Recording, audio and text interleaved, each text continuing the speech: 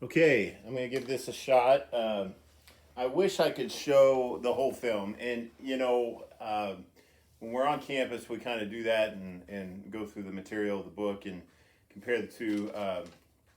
But you have to adapt when you're doing online. But this film is called Rear Window, and it's directed by Alfred Hitchcock. And I'm going to be going through. I've read some of you guys' responses. I was excited when you guys got into the story, that short story that we read through. Now we're going to be doing different genres. Hopefully, I'll get to like a children's book and how they put it on film. Uh, you know, just looking at different kind of genres of literature and how they've adapted it to film. So hopefully we'll get to some different kinds. This obviously, my knowledge of movies, I said at the beginning of the class, was more on older films, and Hitchcock is one that if you love old movies, he was one of the best. His films were suspenseful, kept you, like what's going to happen kind of thing, and yet had humor, had, just things that you could enjoy the film and rewatch. Some of these films that, do suspense, once you watch them and you figure out what happened, you don't really go back and watch them again. Hitchcock, for me, I've watched Rear Window several times. In fact, just got to see it in an actual theater here a few months ago. But as far as his style, he had a definite style of his own, especially during this time. And a lot of directors have kind of copied from him moving forward. One I can think of, it made a film that was one of my favorites, almost exactly like a Hitchcock film. In fact, I grew up thinking it was a Hitchcock film until I found out it wasn't. But as far as this film, a couple things about the technical side of it that I want to talk about here. As you can see, it's going to start looking out from Jeff's window, and Jeff was the main character, and they kept the character's name the same. And he can see out, and he can see all these different neighbors' windows. And there's a couple things here at the beginning I want to point out that answer some of the questions I posed, because I wanted to, kind of talk about the story that you read, and then see how would you adapt that to a film. Now, we got to keep in mind this was adapted, before even our time today, and so this movie has actually been remade a few times. Probably most recently, I think, was called Disturbia, and I've seen that movie once, but I can't even recall everything about it. But as far as this, there's some dated things about it, but yet they still explore that theme of is window watching your neighbors, is that acceptable? How he gets caught up in this story. A lot of things are the same as the book, but a lot of things are different. And we're going to discuss that. And that's what this class is all about, comparative lit and film. Like when you adapt a writing piece, a book or a comic book or whatever literature it is, to a film, what changes do you have to make and why? And, is it better or worse? You'll hear people, oh, I'd rather watch the film, or I'd rather read the book. And so we kind of delve into that. Now, as far as this setup, the technical setup of it, uh, Hitchcock took a studio and dug down in the basement of it to have that lower floor, which you're going to see. Now, most of the film, this is the angle you see, is him seeing out the window. Either you see this or you see inside of Jeff's apartment with whatever's going on in there, the discussions he's having, and they bring in oops, well, that's still frozen. They bring in a relationship aspect to it, where he has a relationship with a woman that she plays a huge part of the story in the film, and so either you see in his apartment or across the street. There's only a couple shots where you're able to see other than that view, and one of them is the very very first shot that shows where they've dug down, and it just looks like a lower floor of the apartment. But that's actually, they dug down in the basement of a studio, and then they had that view of where you could see in his apartments there. So another thing of the technical side of it, when they pan back to Jeff, you're going to see at the very beginning, they show the thermometer. And a big reason for that, they show how hot it is. Now that goes into why people's windows would be open, why a lot of it goes on outside. Back then, without air conditioner, a lot of people kept their windows open. You got to keep in mind too, back in that day, everybody was a little more open with their neighbors. So that plays into it too. Like, was he just trying to spy and be nosy, or was it just that he had nowhere else to be, and that was the only way he could get relief from the heat and see things? So it kind of plays into that. So let's take a look at this first little bit here. I don't know why I was going towards the camera, but let's look at this. So I'm going to show this first little part.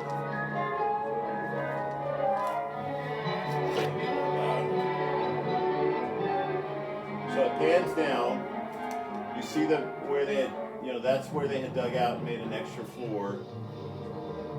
Kind of gives you the setup, sets up the setting. He can just see his neighbors.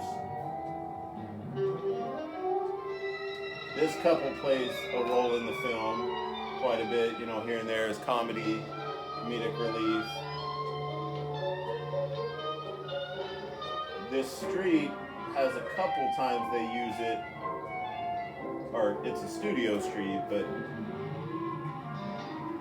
see, here's Jeff, shows where he's hot, shows the temperature, and that's, they did that on purpose. When you wake up in the morning, you feel tired and run down. So he can hear what's going on with his neighbors. They sleep outside, so that plays into it. So it's kind of giving you that setup of where things are just happening. It's the big city. The neighbors have to be outside. It's hot. They keep their windows open. He can hear things. And so that plays into setting up the layout of the film. And of course, a book, they're going to describe things. And this being a short story that we read, he didn't really go that deep into his neighbors. But there was a few times, he saw things that he was thinking in the book. Now that leads me to the next point I want to make as far as the thoughts of the book. And I read your guys' responses the first, and I only caught it once where someone brought up that you cannot hear his thoughts in the film. And that's one of the main differences to me between the book and the movie. In the book, of course, he's thinking to himself, Jeff is, and he's thinking, well, why is he looking like that? Why is he panning out? Why did this person do this? Why? And he thinks it out loud. Now, there is some films that have a narrator's voice. And some films actually stand out because of that. The whole film is being narrated. But it's rare. And a lot of times that is a special genre kind of movie that wants to push that as the main theme. In this case, I can't think of a Hitchcock film that's narrated, but as far as, that being the main theme, that was not the main theme that Hitchcock, I'm sure, wanted to portray, was we're going to narrate this film. So there was characters added to this story that that kind of play into what that was. There was characters that were created just for that purpose of him being able to bounce off ideas and him being able to talk about what he was thinking. And I'm going to jump to, and pardon for the thing, but instead of having like 10 videos and pausing, I'm going to just do it this way where we kind of look at this. Now that shows he's in a wheelchair. He broke both of his legs, actually one of his legs to begin with. And that's why he's in the wheelchair. They have a backstory about it. He's a photographer that was he was doing a car race and a car crashed into him and he broke his leg. So it kind of plays into that. Now I'm going to go to one of the characters that becomes a huge part in this film. New York State sentence for a peeping Tom to 6 months in the workhouse. So this is his maid, and there was a maid in the book, but it's not a huge character. In the film, it's a very, very big character that he has a lot of conversations with about just his relationship with the woman that we're going to see here in a little bit. Just about, she starts out, you're peeping Tom, and he's just kind of stuck, and some of these lives he's gotten invested in. He starts nicknaming them, or he starts talking about things that they're doing just because out of boredom he's had to watch these and he's gotten kind of into it. And of course, when he sees the suspicious character that we know about from the story, he really starts to zero in. You see him start to use some of his camera equipment to see more what's going on, and they explore that theme of, is this, moral? Is this, should I be doing this? And with the woman, he even discusses, if it's to stop a murder, if it's to, or to find out what happened, is it wrong? And so she talks to him, and he's able to bounce some of his ideas off later in the film. You know, in the old days, they used to put your eyes out with a red hot poker. Any of those bikini bombshells you're always watching were the red hot poker? Oh, dear. We become a race of peeping toms. What people ought to do is stay outside their own house and look in for a change. Yes, sir. How's that for a bit of homespun philosophy? Reader's Digest, April 1939. Well, I only quote from the best. Well, you don't have to take my temperature this morning. Fine. See if you can break 100. You know, I should have been a gypsy fortune teller instead of an insurance company nurse. I got a nose for trouble. Smell it 10 miles away. You heard of that market crash in 29? I predicted that. Now, what I find kind of comedic about her performance, she was a wonderful actress. She usually plays that kind of role. Is throughout the film, you see that she is fully invested in Jeff's life. She gives him advice about who he's dating. She knows just as much about the neighbors as Jeff does. And so it's kind of comedic irony to me that she's always telling him you shouldn't get involved in other people, when to me through the whole film she is fully invested into Jeff's life and giving him advice and telling him what he should and shouldn't do, and he should marry this woman. And so I think it's kind of funny because even though she says she's not involved, she's fully involved. And so you can kind of digest that and think is that funny, is it comedic? Her role itself, the things she says is funny, and it provides that relief throughout the film, because Hitchcock was big about that. He knew he was dealing with very serious and you could say scary or suspenseful stuff, so he liked comedy to break that up every once in a while and not be always so serious with his films in that way. He also, when he would do a film, he would fully plan out the film, every shot. And so he even talked about how it used to, when he would direct the film, that part of it was almost robot to him, and he didn't enjoy as much because he had already planned out the whole film and what it was going to look like. And so he was big about that. Now, as far as the actors, I asked you questions about the actors. Oops. Got a little technical difficulty here. I asked you questions about the actors themselves, and so I'll explain that here. Jimmy Stewart, he was used a lot in Hitchcock films. Cary Grant was another one. But Hitchcock would describe him as the everyday man. Jimmy Stewart could just be that everyday man where everybody saw themselves in him. And so he used Jimmy Stewart a lot because he had that quality. So with this role, he's trying to just show he's an everyday person. He's just there. He's stuck in this, predicament where he's having to just sit by the window. And so he likes that. What I like about Jimmy Stewart, of course, there's some of my favorite films are with him. Just a wonderful actor. He could really do all kinds of emotions. And they talk about, as far as acting, you do a lot of it with your face and your eyes. Just being able to put out what you're thinking with just your eyes. And so that's important in a story like this, because even though he bounces a lot of ideas off of, these other characters, there's a lot of it that he has to just do with his face and act with his face. Now, as far as the woman in the film, the main woman who he dates, not the maid here, was Grace Kelly. And Grace Kelly did not make that many films. She actually became a true princess. She married a prince of Monaco and died at a relatively pretty young age in a car crash. But she was stunningly beautiful as far as, you take Jimmy Stewart, who's the everyday man, just kind of that main actor.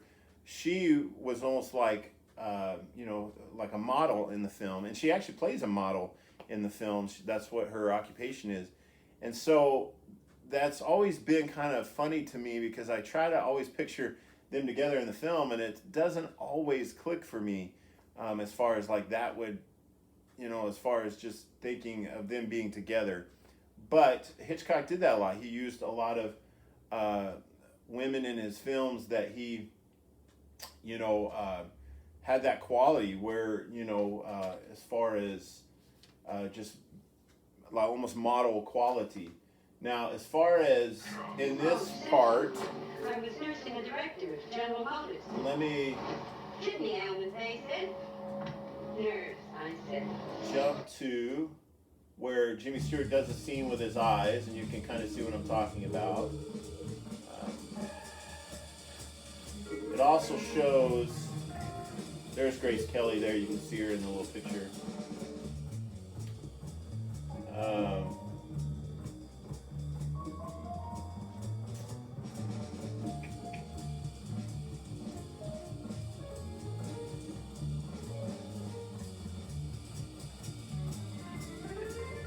And I'll come back to that one. Now, one of the main themes in this film that's different than the story, because there is a love interest, and I know I feel like I'm talking a lot, but unfortunately I wish like we could just see the film and go from there, but she, one reason why they don't quite match in the film, and that plays a big part of why he's reluctant to ask her to marry her, and why or ask her to marry him, and why she's always saying, the maid is always saying, you're crazy because you should marry her, is she's a model. She's, he feels like, he's rugged, and he goes to these far off places to take photography, and he's like, could you live in a tent for weeks, and could you, travel around the world and rough it, and she's, she's trying to show that she loves him and that she would do anything, and, he's just always like, I don't know.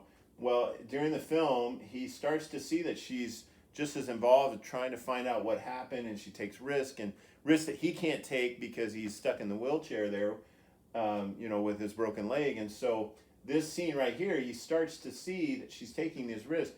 Now, remember, in the story, he has the maid go over into the room and investigate and see what he can find. In the film, she does it, and this is that scene where she goes in.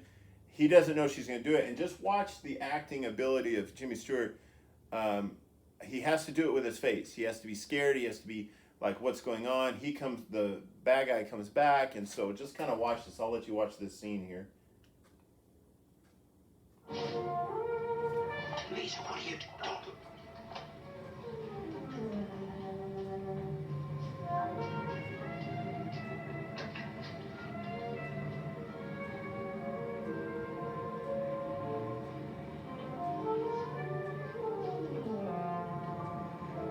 Lisa, what are you doing? Don't go.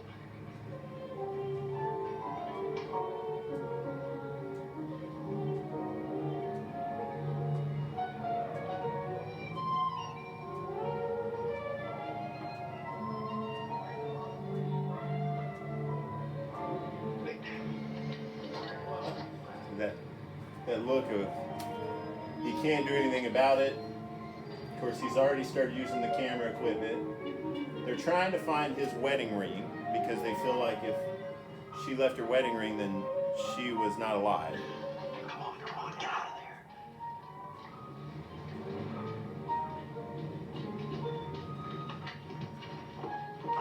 She said, Prince Carl's home. Looks like I can just see him come back. No, give it another minute. See, she's just involved now. She's just as involved. All right, fellas, let's try once from the beginning. Miss Lonely Hearts. Now, see, they have other characters that they've involved in the story, and so The police, 6th precinct. Yes, sir. they're involved with her as well. I'll skip forward a little bit to where they go back to Lisa. Now he comes back. Lisa. Lisa.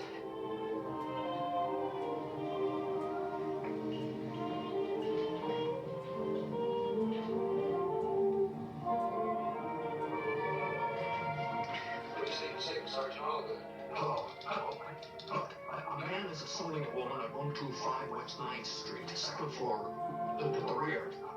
Make it fast. L.B. Jeffries. Chelsea 25598. Now this is never in the short story. They've added this suspense.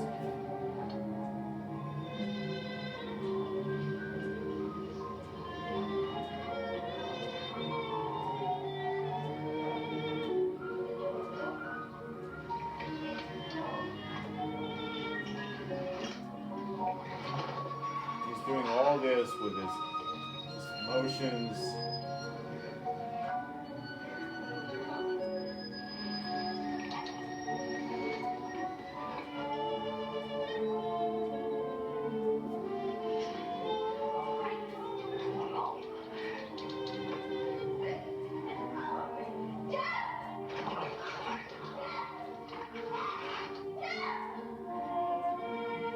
Please. Stella, what are you gonna do? We're gonna come. So that kind of shows, how Hitchcock used just his camera angles, doing close-ups, using other characters because he's saying to her, what do I do, and so it kind of acts out that story that we read by having other characters, having that suspense build. And so the last thing I want to show as far as exploring with the theme that we were talking about, is it, okay to be spying? Now, in this story, they have a detective, just like they had a detective in the book, but the detective plays a little bit bigger role in the way of he really keeps coming into the story. He keeps checking out Jeff's things, which he does in the story too, but usually, I think there at the beginning only once, and then he barely got back with him. And then in the story, in the book, he just kind of came to the realization on his own. In this, he plays that voice of reason in the way of, hey, all of these things can be explained besides, what you think it is. And so, and then he also talks about, should you be caught up in other people's lives? And so I kind of want to show how they explore that in the film. So we'll go to that and then go from there. Let's see.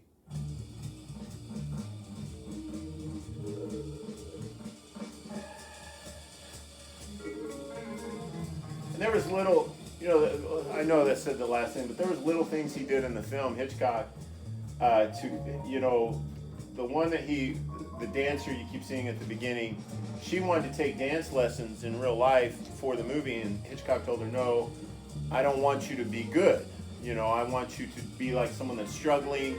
And so she kind of makes up her own dance moves, and it's pretty funny. The couple that sleep up outside, there's a scene where it starts raining and they got to rush back into the room. Well, Hitchcock told each one of them, like he told the man, I want you to pull it into the left window. Told the woman, I want you to pull it into the right window, and did not tell the couple that he had told them different windows. So they actually start fighting for real, thinking we're supposed to go this way. And Hitchcock was able to use that in the film, that it was comedic because they kept falling down thinking they were supposed to go in the other window. So that, he did a lot of things like that. So let's look at this.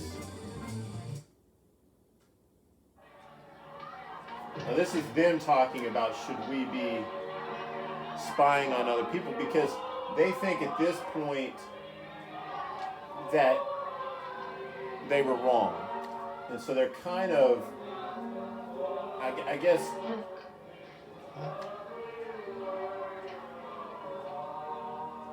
I'll skip to where they start talking about it. They're kind of sad, in the way of they were wrong, but then they start to think, should we be sad because, they thought that he had done that to his wife. So, they're kind of like, should we even be doing this?